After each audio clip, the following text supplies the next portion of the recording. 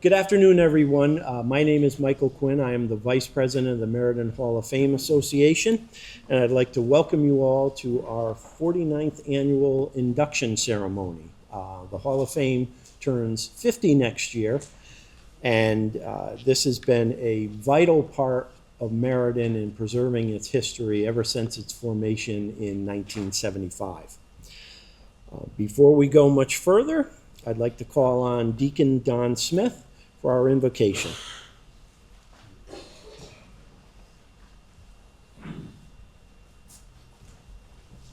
Could we all please stand? Let us pray. Embracing Father, we are gathered today to celebrate your gift to us of four wonderful people who have given so deeply of their time, talents, and treasures to their community and to the world. Through your works and the grace poured out by you, Joseph LaRosa, Eliot White, Thomas Ryan, and Salvatore Giacobbe heard your call to do great and wonderful things here. Down through the years, it has been through the selfless dedication of individuals such as these that Meriden has found and maintained the true meaning of community. In thanksgiving and gratitude, let us pause for a moment in silence to reflect on their character and on the values these pillars of our community witness for us.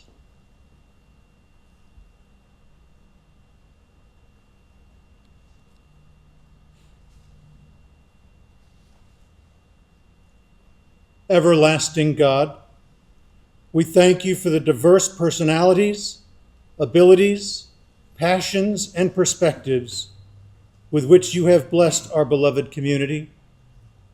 You grace each of us with your love in equal measure. Strengthen and sustain all who work for the betterment of Meriden and the world. We look at Joe and Eliot and Tom and Salvatore, and we are stirred to ask you, help us to learn to love our neighbors more deeply, that we and our descendants may live out our lives among a more peaceful and just community. Inspire us to use our creative energies to strengthen the bonds among all Meriden citizens and overcome the obstacles of intolerance and indifference. Show us the ways of forgiveness, loving our neighbor, even the most outcast, as ourselves, thus covering our community with your peace. Amen. And now that he's sat down so that we can test your ability to get up and down out of a chair quickly, I'd like to invite our mayor, Kevin Scarpati, for greetings. Thank you, Mike, and thank you to the entire Meriden Hall of Fame committee for their tireless efforts year-round to make sure that this ceremony and the inductees that we are honoring today are truly proud of the event that is being held. Thank you all for coming and recognizing the efforts that the honorees have put in throughout their lifetime for the city of Meriden. Being mayor, it's days like today where I can pause, reflect, and truly be proud of our community, and it's because of people like you. The honorees obviously have been brought in to different categories and different buckets, but I look at it as something far beyond those buckets, whether it's media or sports or business or philanthropy and civic engagement. It's really the families that they've built and a community they've helped build. I like to use a metaphor in thinking that Meriden or life in general, in many ways, is like a mosaic tile, a mosaic piece of art. And each of the inductees that we are honoring today have had the responsibility of placing their pieces into the mosaic art we call Meriden. And so for that, I'm forever grateful because we're able to benefit today because of the efforts you put in. Whether it's the LaRosa family, who continues day after day with their hard work in beautifying and bettering the city of Meriden.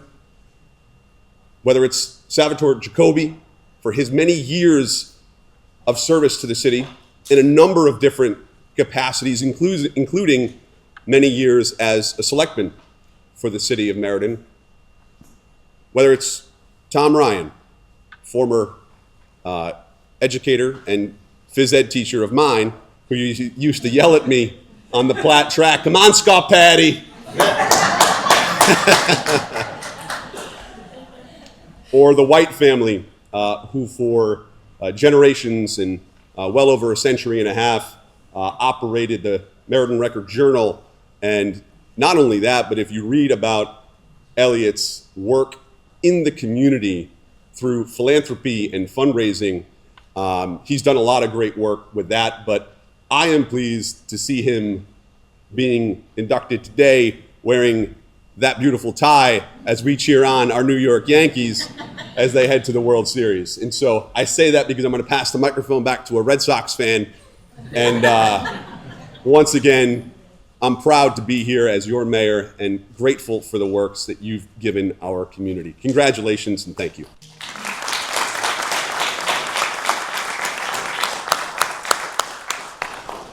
Go Dodgers, go Mets, whichever one it is, I don't care, just go somebody. Not that I'm at all bitter with the way that the season went for us, but I am. Okay, for the last several years, we have been privileged to have Meriden's musical group, Inner Groove, with us, providing musical interludes. They recently created a song about Meriden's famous Red Bridge over by Platte and Wilcox High School, and I would ask that they perform it now.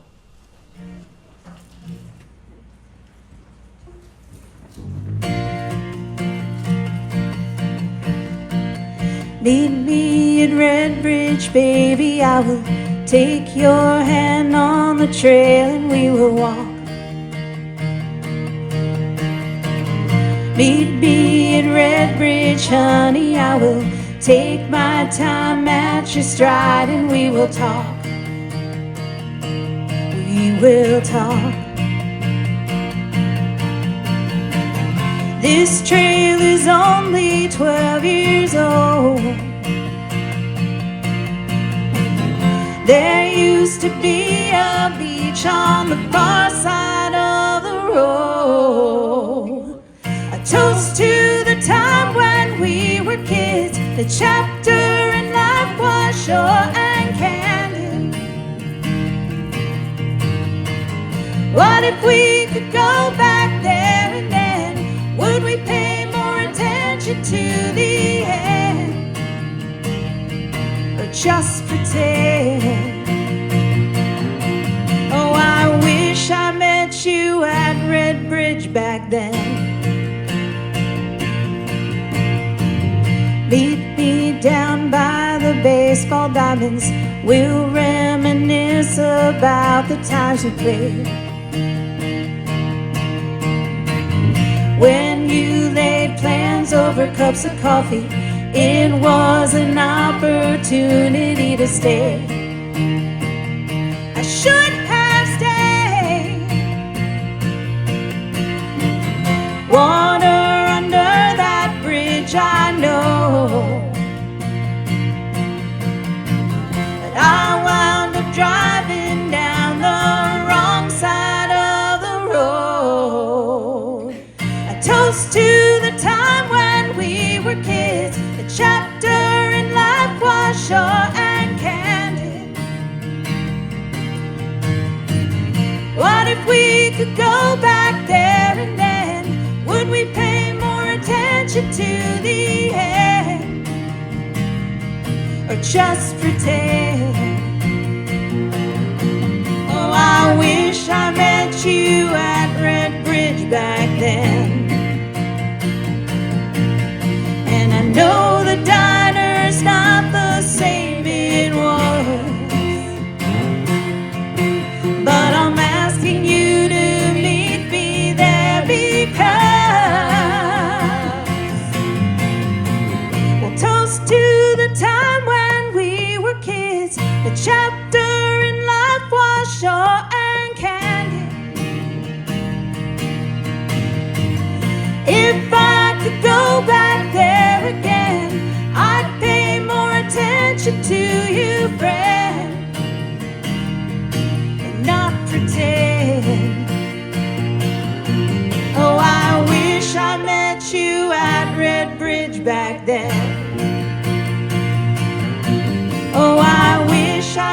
met you at Red Bridge back then.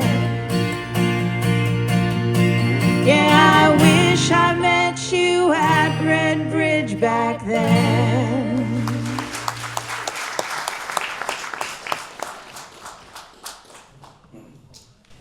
Thank you, Denise, and Inner Groove. Another fantastic job with that great song about one of the iconic treasures in Meriden.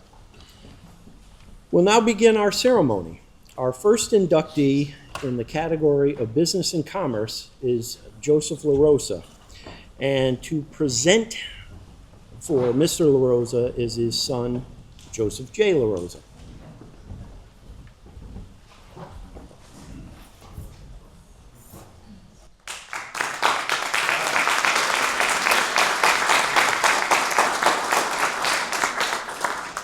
Good afternoon. It's my sister Janine, my brother John. Good afternoon, distinguished guests, friends, and family. We gather to celebrate the remarkable achievements of our father,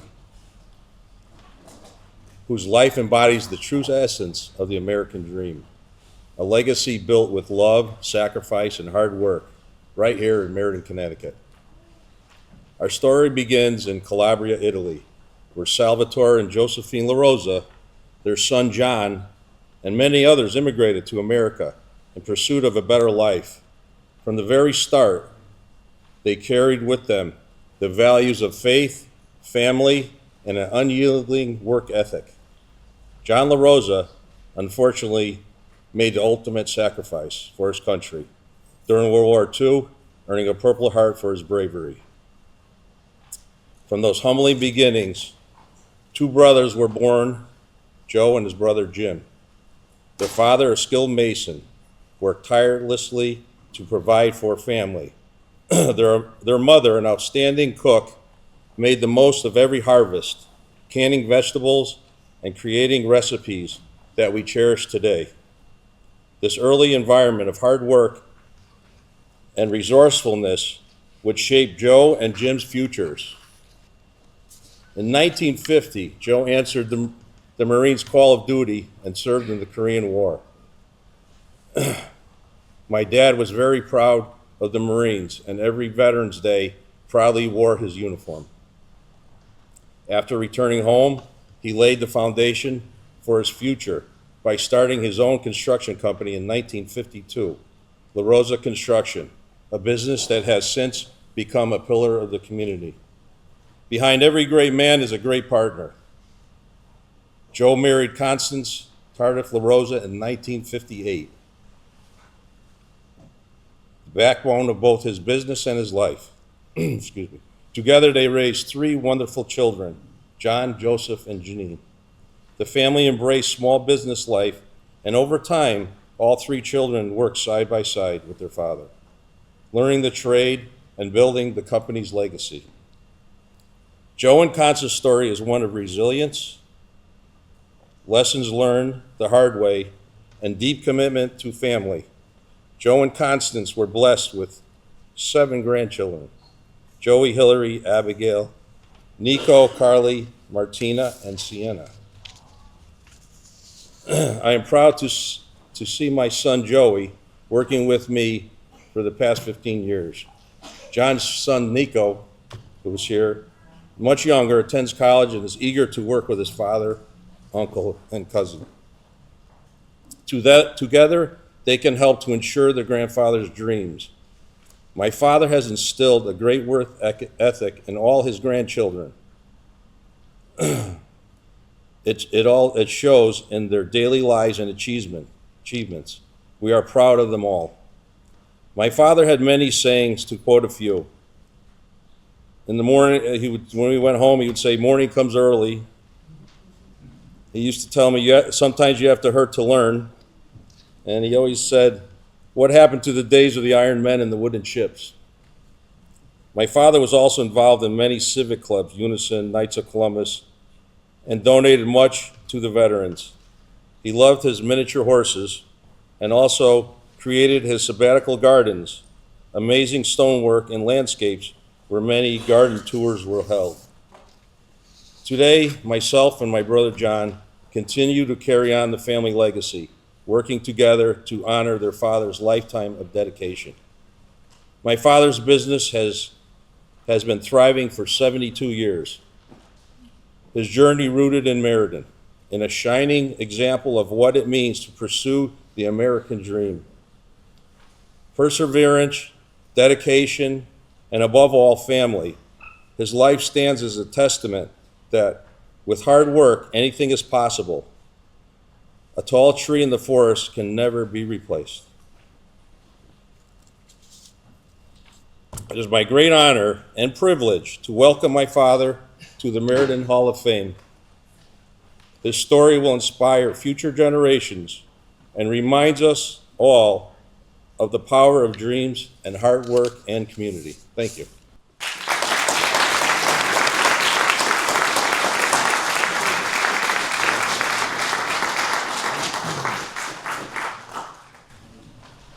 Every inductee has a large plaque hanging in the halls of City Hall, and it is our privilege to present you with the take-home version of the plaque, which I know you will appreciate for many years to come.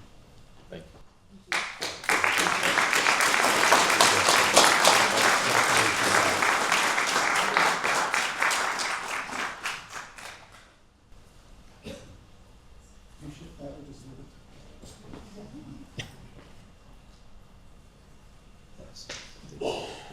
You're welcome.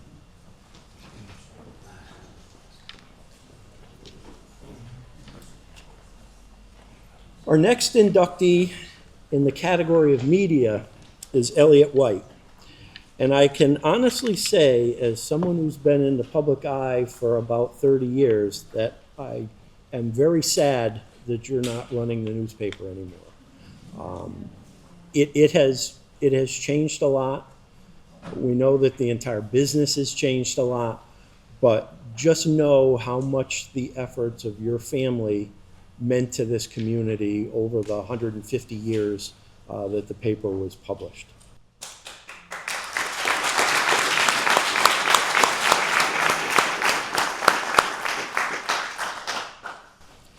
And to present the award and remarks is Eliot's daughter, Liz White Notarangelo.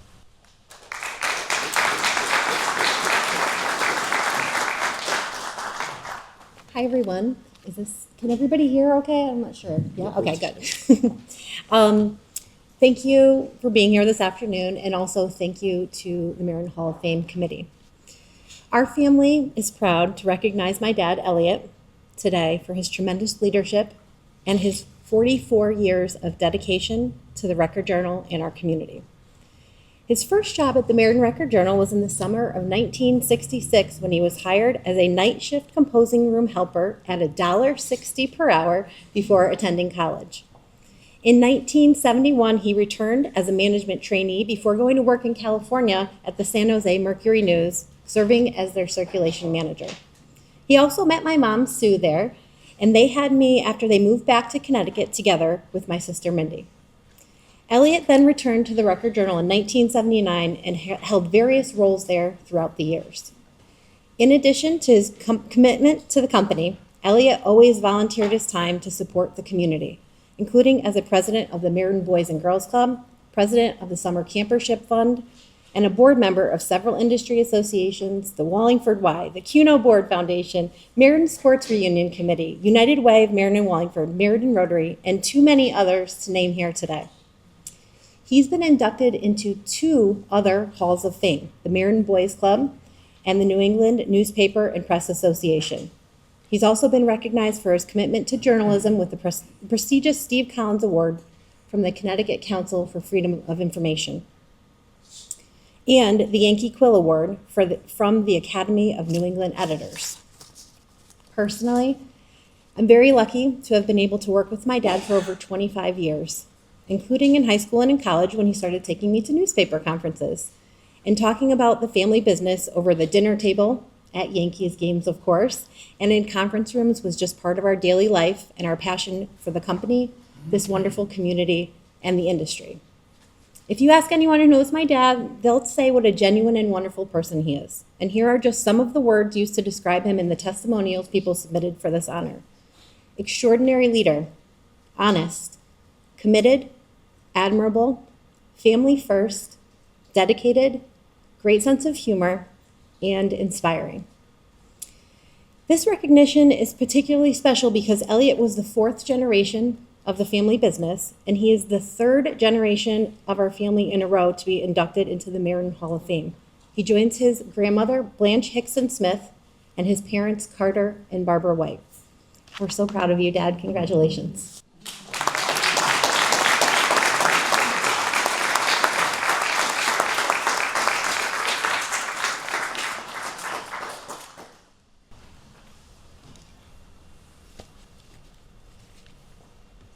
Good afternoon. If you don't know by now, I'm an avid Yankee fan. Are there any other Yankee fans in the room? Well, we couldn't have timed this any better because it's a great day to celebrate our Yankee spirit. But I appreciate the wisdom of the great philosopher Yogi Berra, who said, "It ain't over till it's over." A lot of things in my life have changed, but it's not over, so I'm appreciating what I have in my 70s. I need here to mention, though, how inspiring it was to see Marv Beloff, one of your inductees last year, who's well into his 90s and still enjoying life to the fullest. I also want to thank my family and friends and all of you for joining us here on this fine fall afternoon. Before we go on, though, I'd like to take a moment to recognize the challenges, the suffering of our fellow Americans in Florida and beyond.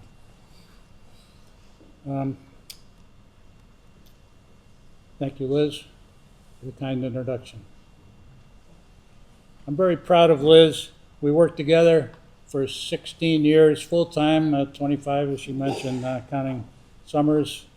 And she did a terrific job in the last 5 years leading the Record Journal through COVID and introducing many new innovations that were important to the company, including the Meriden Boost program, the Latino Lab, and the digital agency. Liz is continuing her career as co-director of the Local Media Association, a national media organization that promotes and supports the importance of honest and reliable news through a variety of media, both in print and online.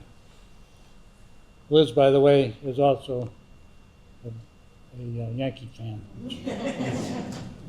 Actually, she and I went to Yankee spring training 20 years in a row in Tampa, so that's how long that relationship goes. I'd like to congratulate the other honorees, Tom Ryan, Joe LaRosa, and Sal Giacobbe, and their families, all well-deserving honorees. I'd also like to commend the Hall of Fame on your upcoming 50th anniversary next year. And also, it's very special to celebrate here for the 2nd year in a row in the new Meriden Library.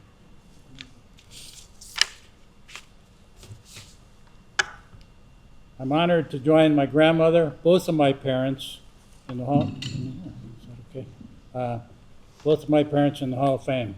I'm humbled to be included in the 178 Hall of Fame members that have done so many impressive things over the years. Meriden gave us all a solid base in life. Growing up in Meriden in the 1950s and 60s was great. I lived a half a mile from Hubbard Park and enjoyed it year-round, including camp, swimming, ice skating, hiking, and other activities. You might want to take a look later at a photo I have of our Eaton Avenue gang from 1949. I'm 2 years old in this picture. Eaton Avenue gang was a motley crew of, like Spanky and our gang, of neighbors and friends. So I'll share that with you. I think the statute of limitations is wrong. Yeah, it's Spanky in the bottom corner there. Yeah. Like many kids over the last 135 years, I spent a lot of time at the Meriden Boys Club. And the legendary Joe Coffey was a mentor to me, as he was, I know, to many others in this room and beyond. I also developed a life passion for racquetball and the New York Yankees. So we know there's a lot of Yankee fans here, so there's a friendly crowd. I try to continue those passions with a few Yankee games per year and a few pickleball games. Pickleball was not that difficult to learn. As Yogi said, you can observe a lot by watching. At the Record Journal, I had the privilege to work with 5 generations of our family. We are proud to have run a business that is so vital to a strong democracy and supported the local community. I'd like to thank the countless Record Journal subscribers and advertisers, many of you here, who supported the Record Journal for 157 years. We had exceptional loyal employees, including 2 Meriden Hall of Famers, Charlie Iwaniki and Warren Gardner. Other standout managers included Dave Lucy, Tim Ryan, Ralph Tomaselli, and many, many others. All these wonderful people helped me to realize our goal of providing honest journalism to our community. Included in this group are talented sports writers who not only wrote about our local sports teams, and many in the back with a football team, but also seemed to find time to cover the New York Yankees. Meriden has been blessed with many outstanding organizations, including several that I was involved with. The United Way, the YMCA, Cuno Foundation, maybe the 2 closest to my heart, the Summer Campership Fund and the Boys and Girls Club, where I met and began a long friendship with Boys Club director Gary Burke. Together with Gary and many volunteers and supporters, we raised $3.5 million in the early 2000s to transition the Boys Club and the camp to become co-ed. And just guess what? Gary Burke was a huge Yankee fan too. I'm fortunate to have a wonderful family. My wife Sue is our foundation. She's been a great sounding board for me and a great support. My daughters Mindy back there and Liz, 6 grandchildren, 5 soon to be 6 great-grandchildren, all live close by.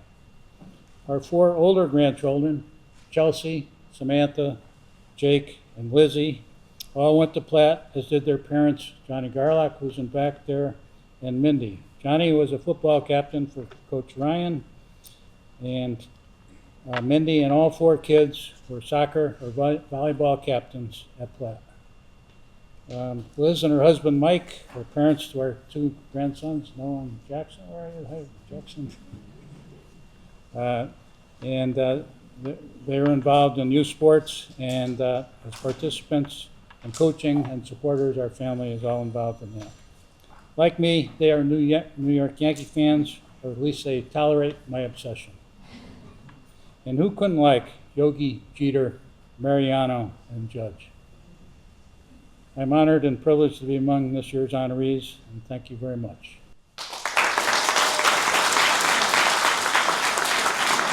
Go Yankees!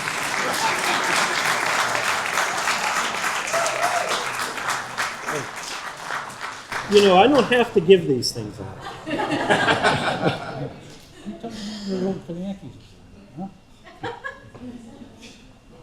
Eliot, on behalf of the Meriden Hall of Fame, here is your take-home version of the plaque that will hang for all time in City Hall. And again, congratulations on behalf of the Meriden Hall of Fame Board on your election.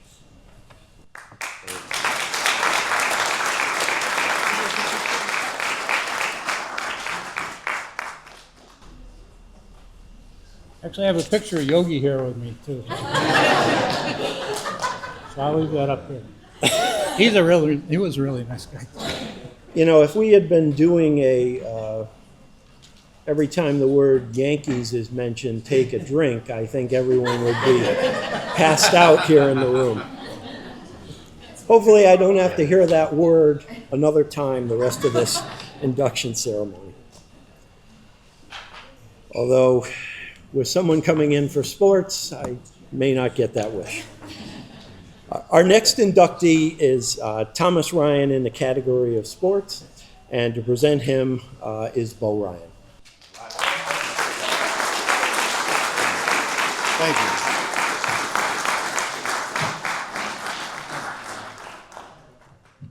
First of all, I know why Mr. White made the Hall of Fame. He gave my sister Kelly her first job as a newspaper carrier. She claims that she was news carrier of the year, so I need that evidence. Kels, give a round of applause for Auntie Kelly in there. You definitely weren't in that interview. So, guys, my name is Bo Ryan. I want to thank the committee for this. This is pretty awesome. And also congrats to all the new Hall of Fame members. I love Meriden. It's great to see all these awesome people here today. Give yourselves a round of applause.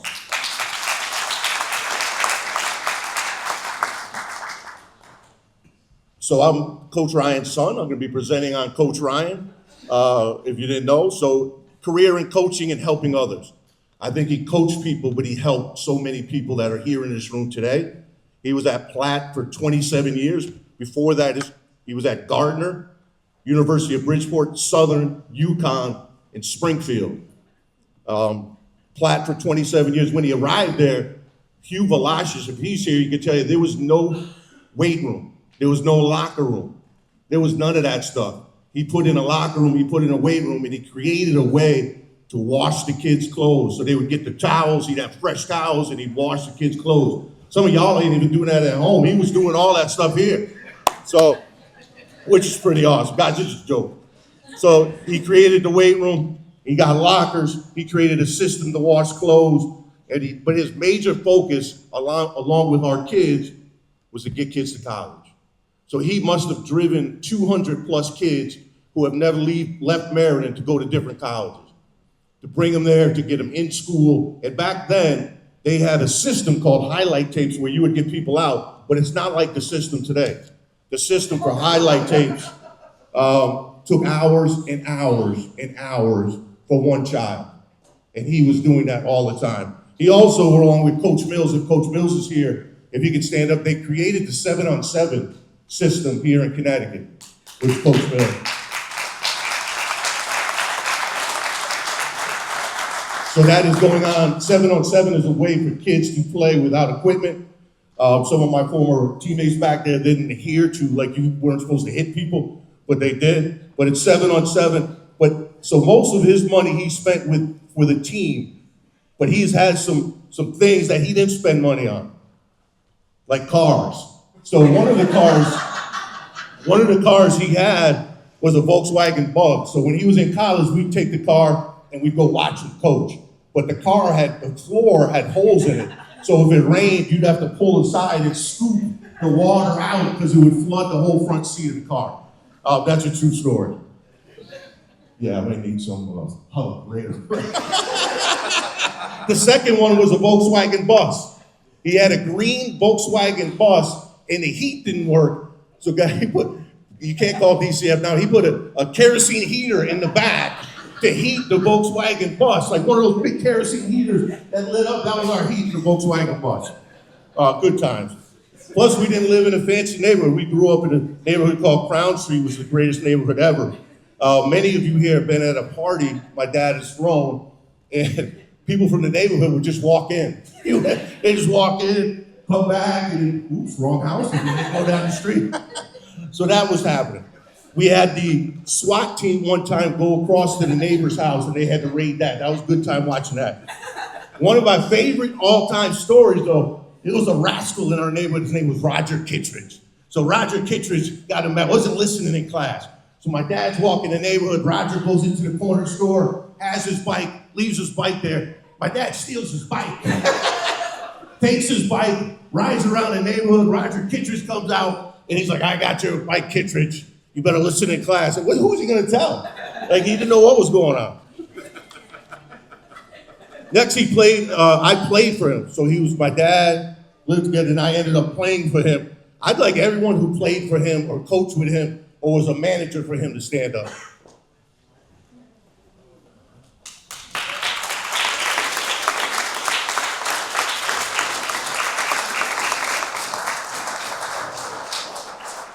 Right now in Meriden, in Platt, and Maloney, there is about 150 kids playing football. 11 of the coaches he coached and making an impact with all these kids. Yeah.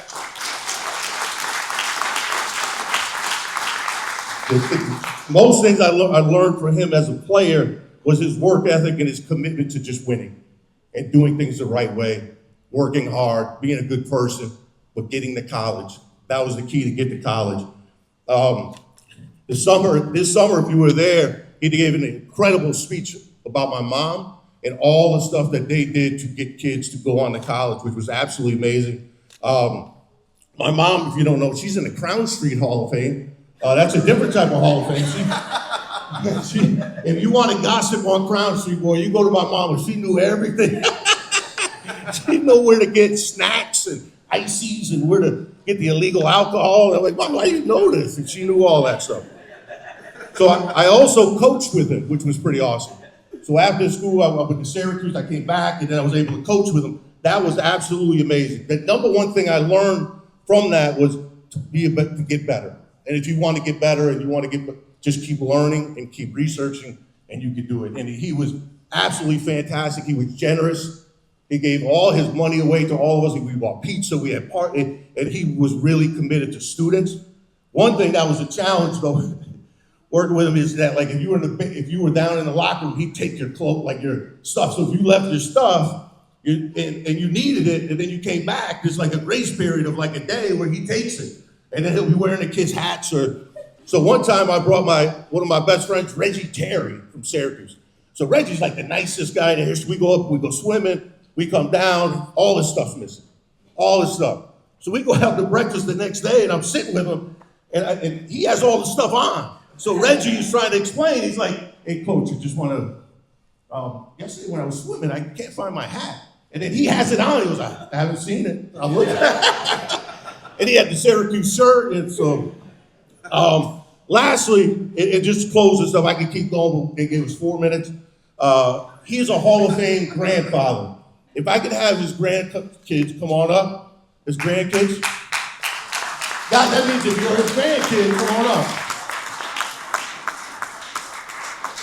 And we got a special prize for him, not to outdo your Hall of Fame, but the Grandpa Hall of Fame. And we have a shirt for you. It says, on the shirt, all his grandkids. And it says, Hall of Fame grandfather, the Pipster. That's his name, Pippin, or the Pipster.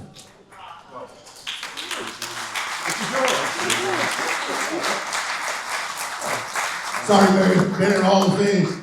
Any grandpas will get our whole Hall of Fame going next year. Thank y'all so much. Let me introduce my dad. Give him a round of applause. Guys, get up for Mr. Coach Ryan! I was going to take this to my school. Let's see you top that. I can't. Mike, can you adjust this so I know? Okay? Can you hear me? All set? First of all, I want to congratulate the other families, Giacobbe's, the LaRosas, and the Whites. And the comment that was made, morning comes early, about Joe LaRosa, I was telling the family, I knew that moment in his life. There used to be a restaurant downtown that served breakfast starting at 5 o'clock.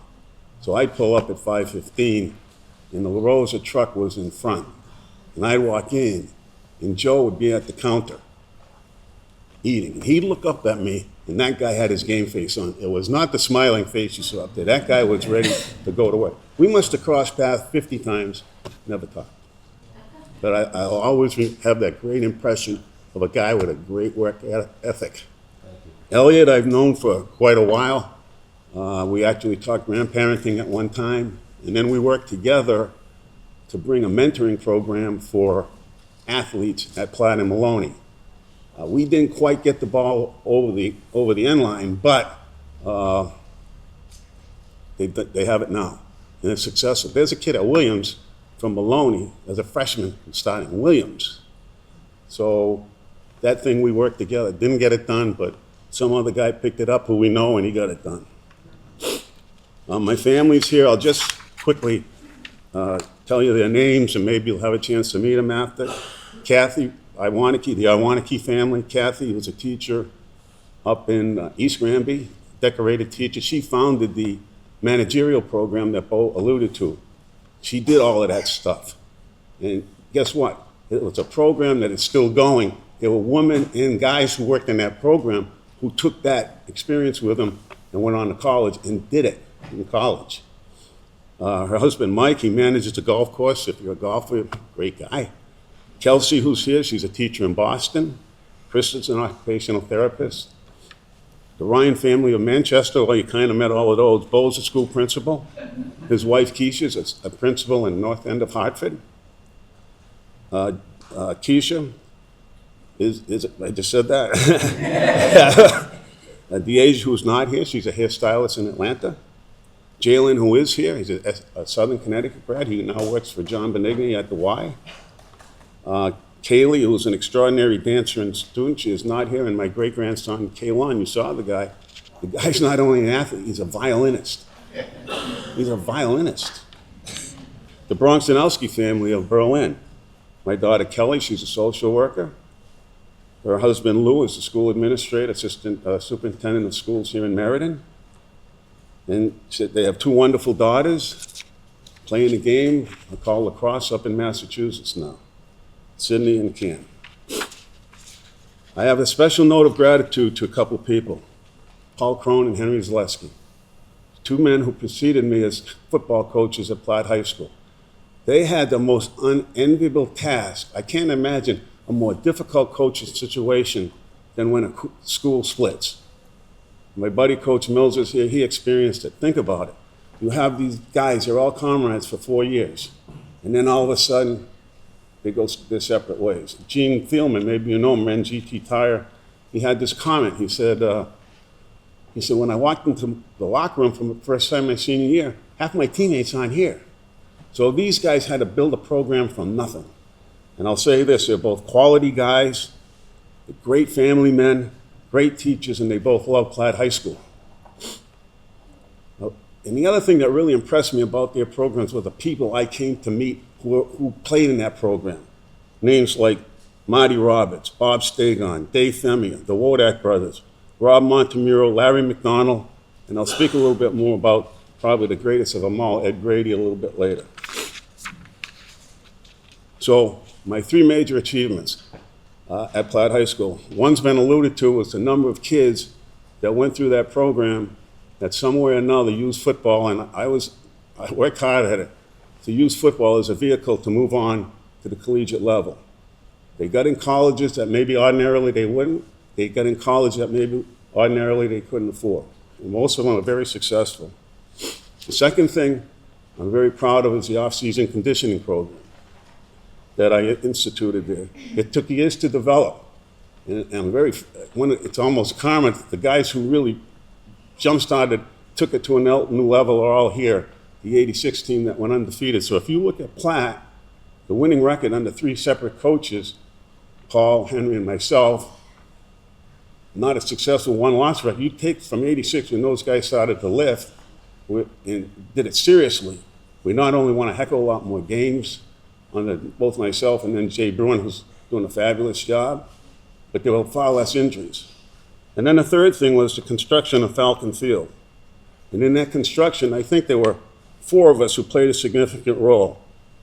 Jim Frederick, Chris Borden, who was here, and Senator Tom Gaffey, who provided the funds. So those were my 3 major achievements. In order to achieve, I think you need heroes, and I had heroes. My father, Harry, gave his life to his country in World War II. He perished in the South Pacific. My mother, June, grew up over Maroney's Restaurant, and I have cousins here today. Maroney's Restaurant, little place in Athol, Mass. Second floor, 4 or 5 kids, waitressed on weekends, got on a train, went to Fitchburg State, stayed in the family's house, first person in the family to get a degree. My father passed away. I was very fortunate. I had a wonderful uncle by the name of Joe Maroney, who stepped in, taught me to be a tough guy. He was a tough guy. Then my mom remarried, my stepfather, our 9th grade education, formed his own business. Here's a guy who got up at 3 o'clock every morning to go to work. 3 o'clock every morning to go to bakery. Never missed a day. My sister Mary, who courageously passed away from cancer at an age maybe 8 or 9. Her death had an impact on me and how I relate to young people. I was fortunate to have a coach by the name of Joe Bishop, who coached me from Little League all the way through high school. And he was there at a critical moment in my life when I really made a mistake when I went to school, and he helped me to transfer to Springfield. Then a great college coach by the name of Dave Oxter, who wrote a significant letter to help to change the course of my professional life. Then I worked under a guy by the name of Anthero Nick Nicolau. You may never have heard of him, but I'm going to tell you, he was the best coach Connecticut ever had. He established a great Bridgeport program that won 27 in a row. First team ever in the Northeast to participate in the bowl game, the first annual New Rockney Bowl. Nick went on, coached in the pros, coached in 5 Super Bowls. Think I learned something from that guy? You forget him. Oh, and then here's one of the most interesting things in my life. I grew up on a street in Gardner called Halford Street.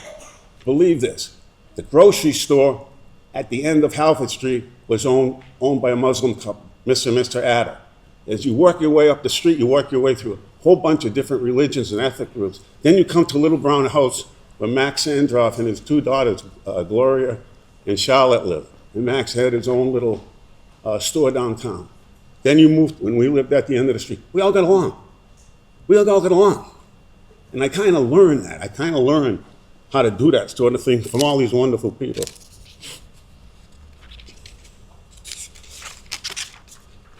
The people who helped me when I was at Platt, there were many, but 4 are above all. And I mentioned Ed Grady.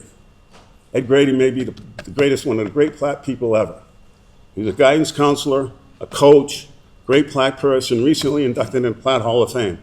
Tremendous help helping me put kids in college. We worked together, we're a team, incredible team.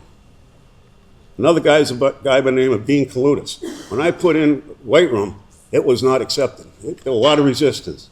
Kalutis was a weight trainer. He didn't quite understand how you train athletes, but he bought into it. And he was there every day helping me out. Then there's this wonderful, wonderful man, the most wonderful boss you could ever imagine. I could go all over the world and never find a boss like his name was Ray Forty, and his wonderful partner, Anita. He was Platt Athletic Director. He provided appropriate finances. He milked the system. The thing, what did I call the Board of Ed and the central office? They kind of like cheated us. They cheated our freaking. It was amazing how little they gave us to run a team with. But Ray found a way for us. He went to all our games. He videotaped the games. If a coach up in Hartford had left something, he'd drive up there. The guy was everywhere. He loved his school. I think people should get together and think about naming an entire athletic complex after this man.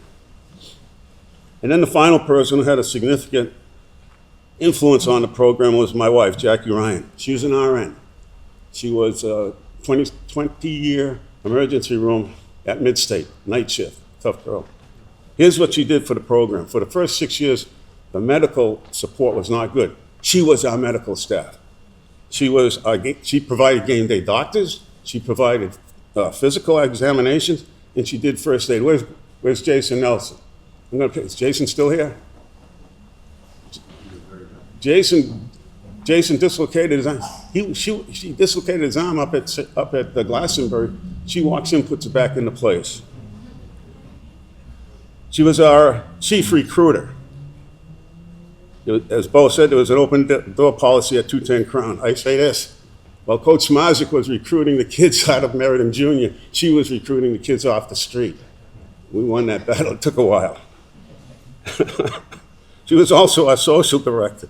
She provided a space for the coaches to go after the game to kind of melt down a little bit. And she also allowed Ed Grady, is Ed still here?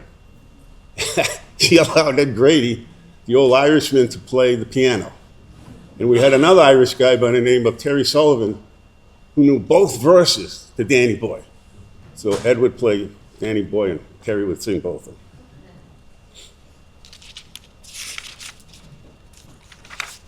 The Platt students, they're a special bunch. I'm going to tell you 2 great stories about the Platt student body. I think it was in the late 80s, the decision educationally was to mainstream special ed students.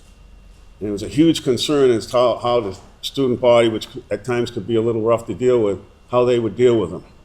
I had a little knowledge of special ed students because I had worked at Mansfield Training School, and one of my mentors was Jim Mello, great football player at Notre Dame, but also one of the founders of the Special Olympics. So I knew what it took, and it only took one thing: good hearts.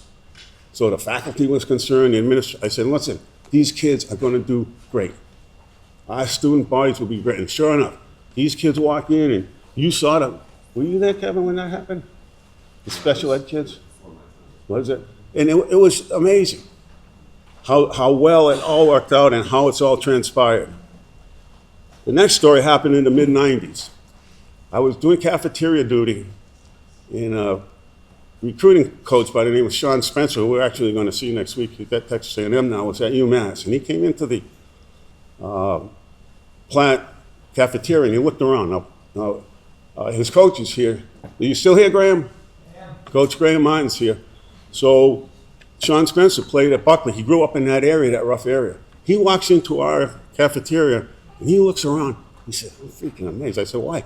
He said, this is the most integrated cafeteria I've ever seen. There are all sorts of people all sitting together. Where usually you go in, different groups go. So that's the calf story. Two more stories. My worst story. My worst story from my days at Platt was the last game I coached.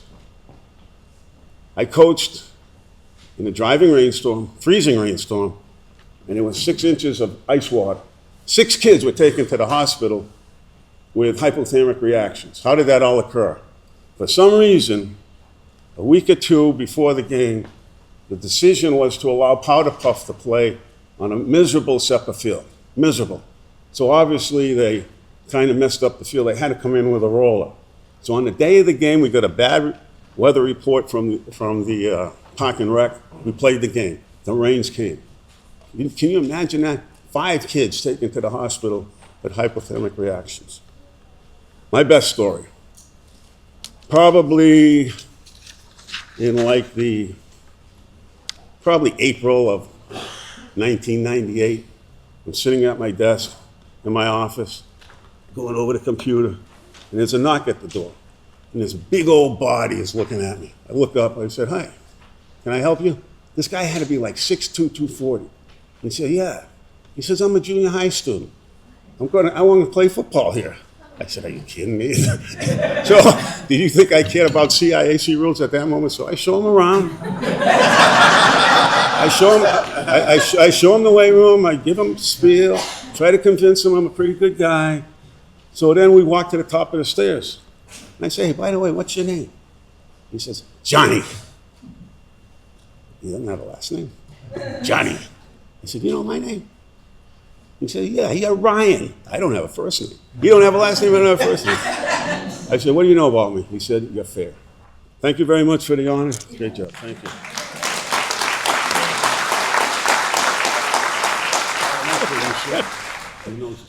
Jeez. We're still going to give this to you. Thank you very much.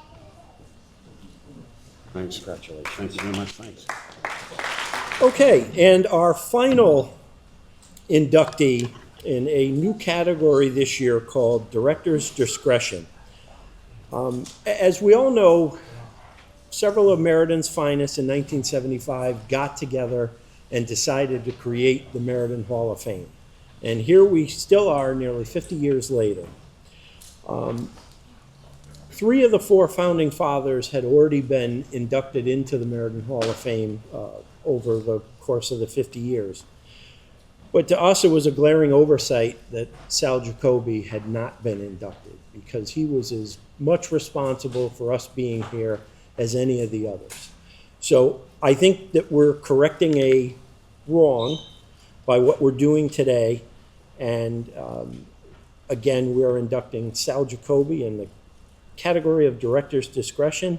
And to present is his daughter, Lillian Blackburn.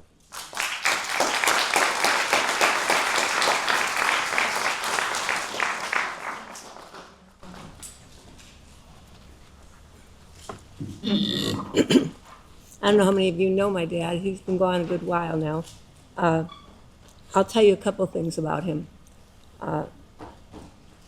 one of the things he was kind of proud of was that he was born in 1909 and he passed in April of 2000. And he figured out that he lived in 11 decades, in 2 centuries, and in 13 months, I think. And he thought that was really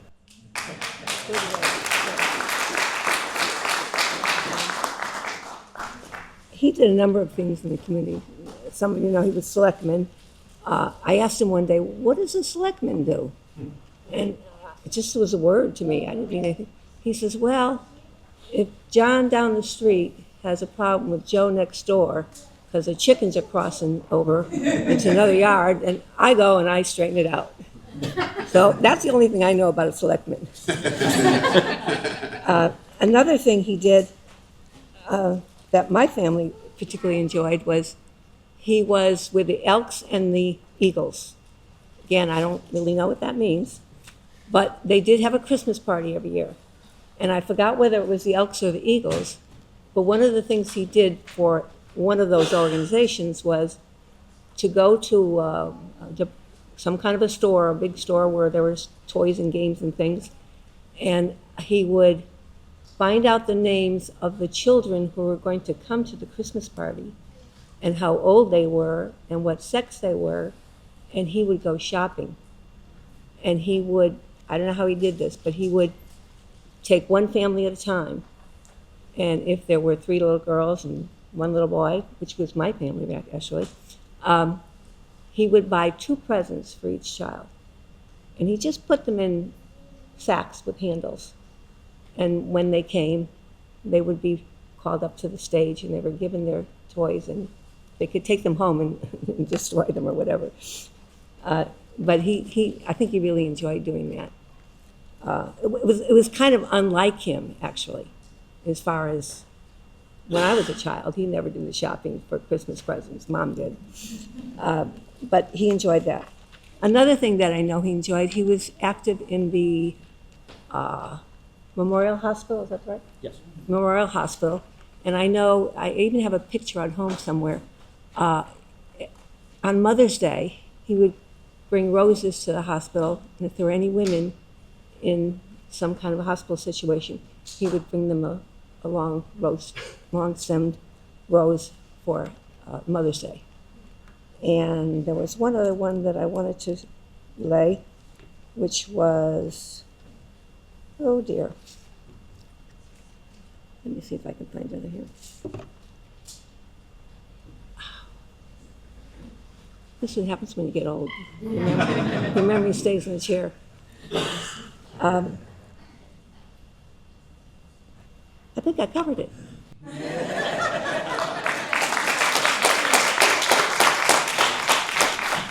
And to accept the award is his grandson, Joe Lasella.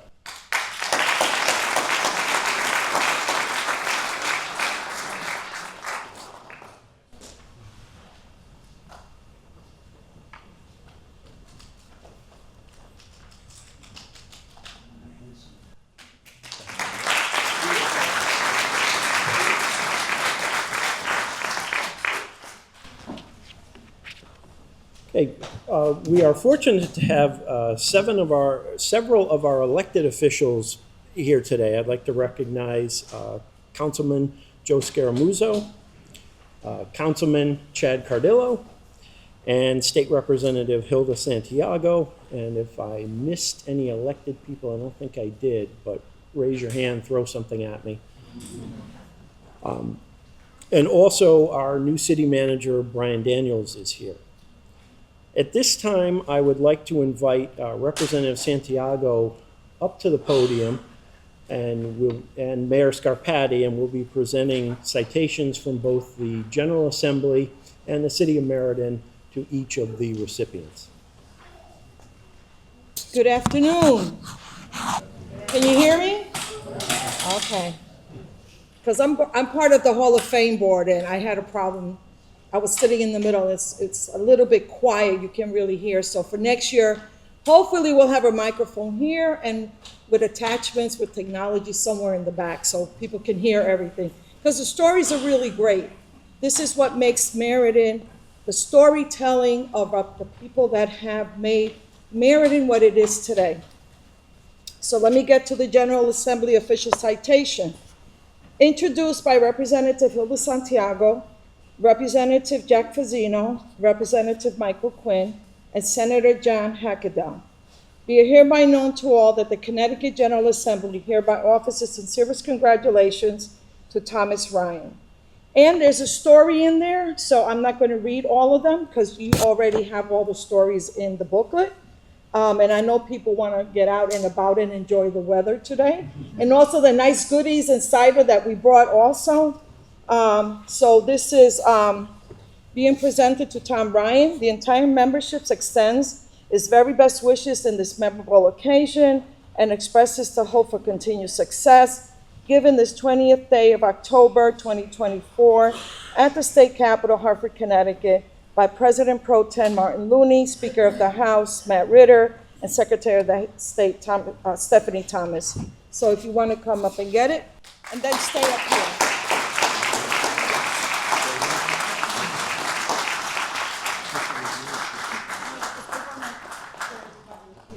We also have official citations on behalf of the Office of the Mayor and Meriden City Council given to each of the award recipients and honorees introduced by myself, our Deputy Mayor, Majority Leader, Deputy Majority Leaders, Minority Leader, Deputy Minority Leader, and all of the members of the City Council. And since Coach Ryan earlier came up to me and said, since I passed you in high school, I guess I'm responsible for all the great success you've achieved in politics.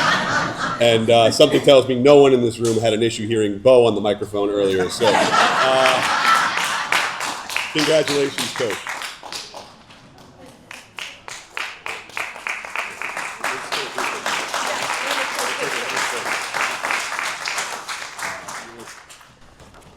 You want me to stay up?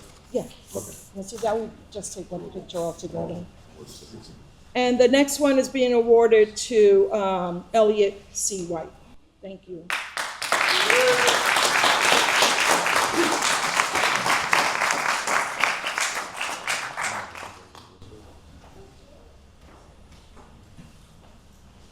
You got an extra ticket on StubHub. I'm happy to join you at the World Series.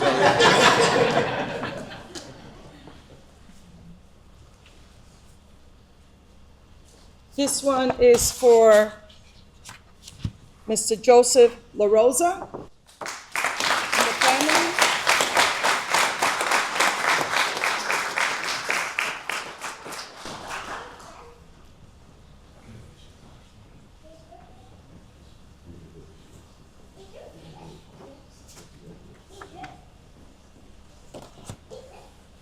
And the next one is for Mr. Giacobbe's family.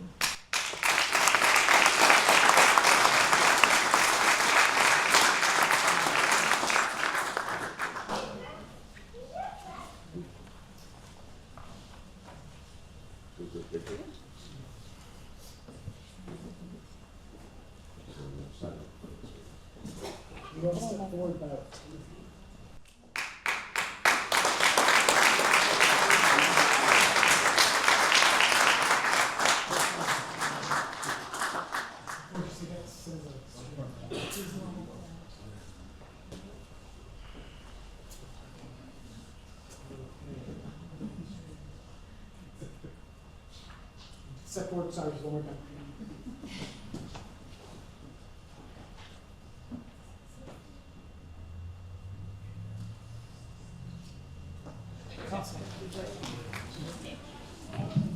And before we conclude, I do have a couple of other things to go over. First of all, I'd like to recognize and thank all of the members of the Hall of Fame Board of Directors. If they would all please stand and be recognized.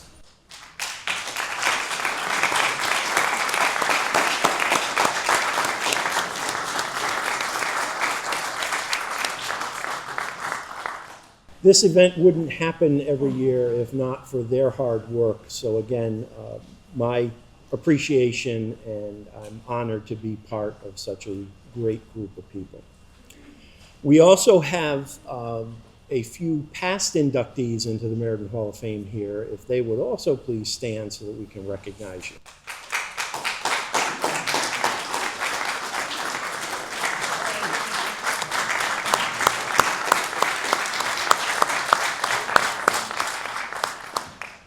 And one housekeeping matter for each of the recipients, we do have the boxes that the plaques came in somewhere in the room, and if you'd like it, we can certainly give that to you as well. And before I bring Deacon Smith back up, you're probably saying to yourself, well, how does this whole thing happen? How do people get into the Meriden Hall of Fame? Well, it's very simple. Available, again, out near where the refreshments are, is our 2025 nominations form.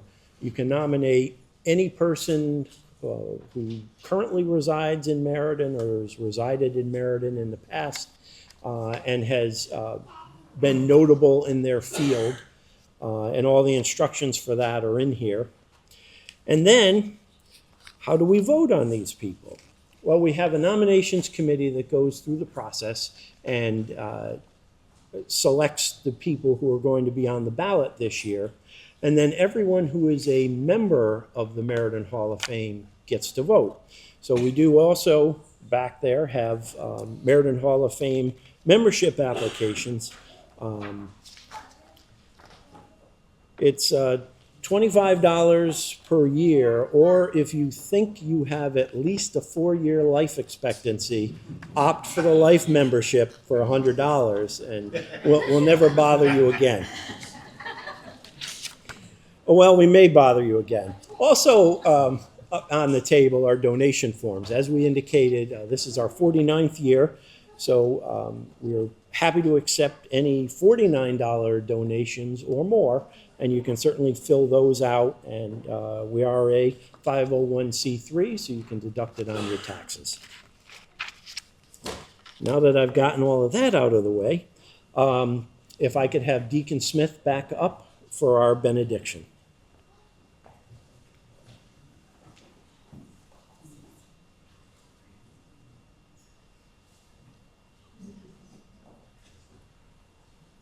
And no, I won't make you stand up.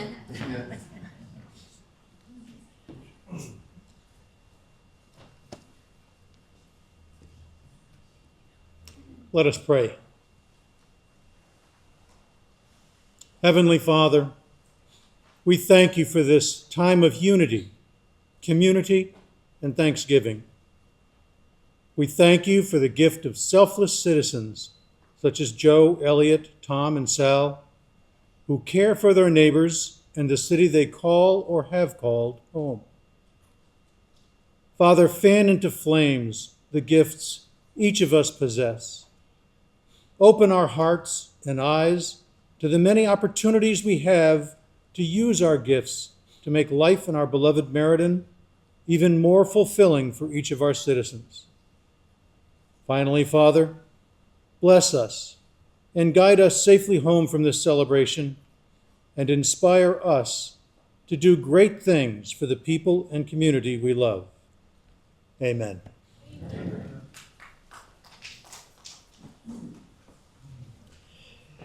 And with that, again, I offer my sincerest congratulations to all of the recipients, their families and friends.